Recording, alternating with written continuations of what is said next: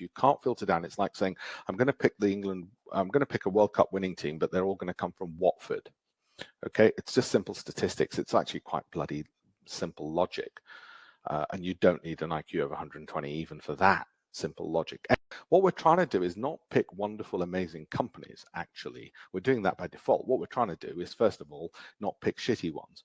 What we're trying to do is make sure we don't make any mistakes, stupid mistakes, like overvalued companies which aren't growing.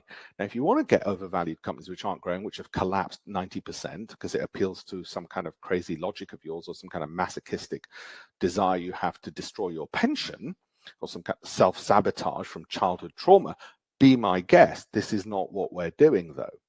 Okay, if you want to relieve yourself over your pension and destroy your livelihood by trying to say, well, if it's dropped 90%, I'm sure it's bound to go up. You know what happens if a company's dropped 90%? You probably think highly unlikely to go down 95. If it's dropped 90, it's not likely to drop to 95. But actually, of course, it is, as you know. Do you know what the difference between 90 and 95% is? You might think it's 5%. It's not. It's 50%. Premium quality, research. We look at data, not narrative. If you're looking for journalistic data and, as Warren Buffett put it, breathless newsletters, the market's going to go, the market's going to fall, right? You're in the wrong place.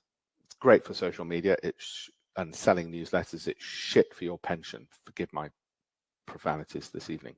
Insight.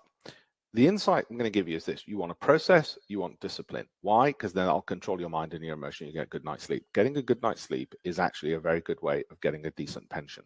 Management, money, how much do we put? Generally about 20 stocks, equally weighted. Sometimes those weightings might differ, but at least 20.